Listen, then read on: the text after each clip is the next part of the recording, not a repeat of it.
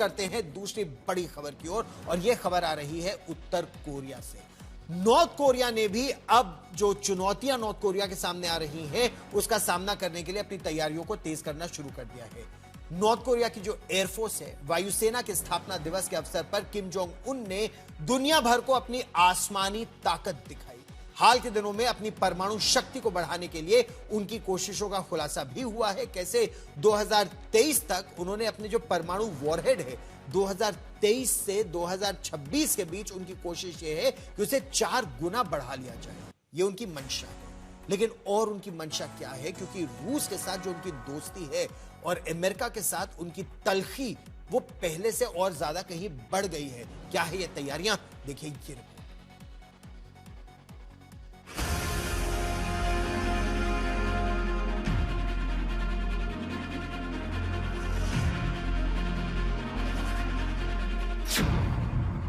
महिला पायलटों से हाथ मिलाते किम जोंग,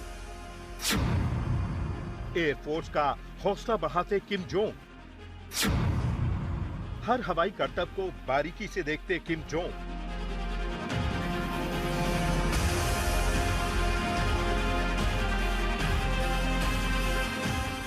सैन्य ताकत के मामले में नॉर्थ कोरिया किसी से पीछे नहीं है और वो उसे दुनिया को दिखाने का कोई मौका छोड़ता भी नहीं है।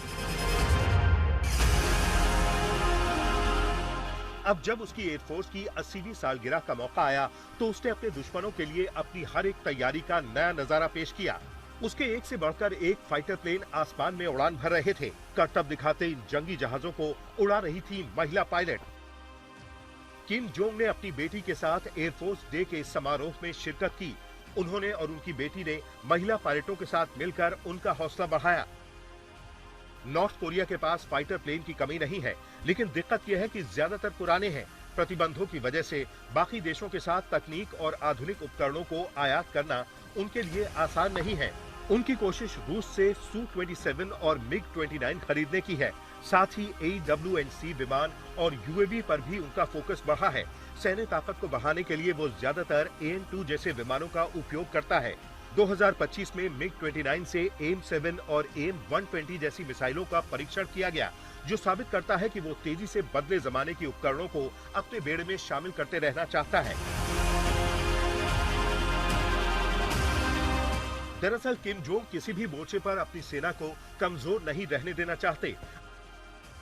अगर तकनीक के स्तर पर उन्हें ये लगता भी है तो एटमी ताकत से उसकी भरपाई करने में वो कोई कसर नहीं छोड़ रहे हैं।